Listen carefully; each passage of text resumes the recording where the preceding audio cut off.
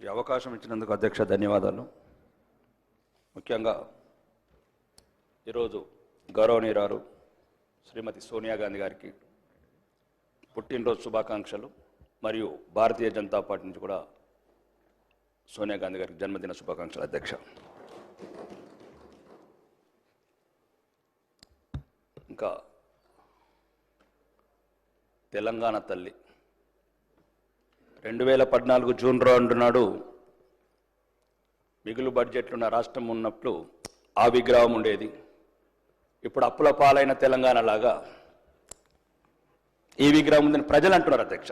తెలంగాణ ప్రజలు, ముఖ్యంగా తెలంగాణ ప్రజలు రాతలు మార్చాలి కానీ తెలంగాణ తల్లులు మారుస్తూ.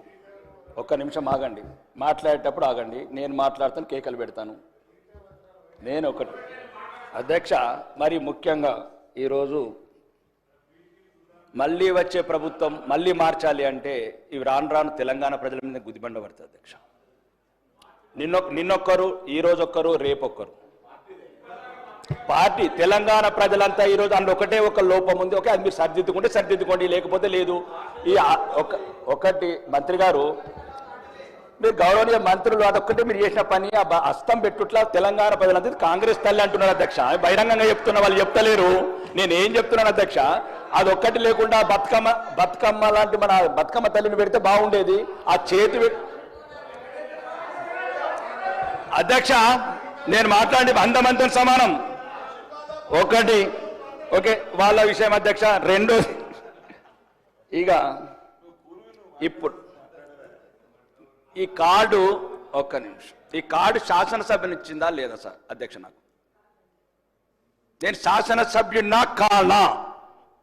తెలంగాణ శాసనసభల 6 ప్రజలు ఎన్నుకున్న ప్రజాప్రతినిధినా కానా? ఒకటి ప్రోటోకాల్ అధ్యక్ష. ఇదే లేనప్పుడు మాట్లాడటం ఎందుకు?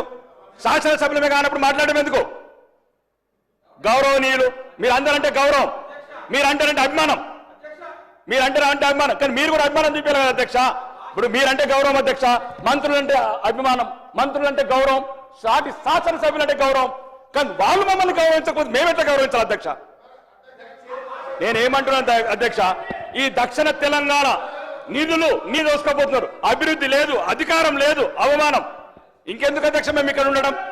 ఏదో మీ ప్రజల జీతాలు తీసుకున్నందుకు అధ్యక్ష. మేము దయచేసి అధ్యక్ష, మీరు కన్న తండ్రి ఈ శాసనసభ, వాళ్ళైతే బయట ప్రభుత్వంలో. ఇగో మా సీతక్క గౌరవనీయ మంత్రి గారు సమాజం అని చెప్పి ఉద్యమంలోకి వెళ్ళొచ్చి ఈరోజు శాసన వ్యవస్థలో మంత్రి అయిన అక్క, మాకు 5 కోట్లు ముంత, కాంగ్రెస్ వాళ్ళకు బిందెలు. ఏమక్క సమాజం అన్నావు కదక్క, ఎటువైందక్క? ఒక నిమిషం ఆగండి, నేను ఇది రుజువులతో చెప్తున్నాను అధ్యక్ష. అడుగడుగున అవమానాల పాలు చేస్తున్నారు. అభివృద్ధి లేదు, అధికారం లేదు, ఉల్టా అవమానం. ప్రతి అధికార వ్యవస్థని